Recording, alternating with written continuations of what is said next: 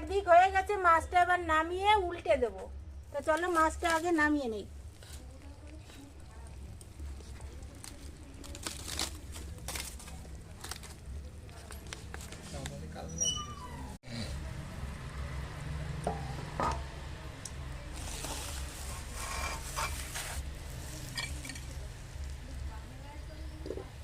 এবার আর একটা পাতা দিয়ে উপরে আমি ঢেকে দেবো, ঢেকে দিয়ে মাছটা এভাবে উল্টে নেব।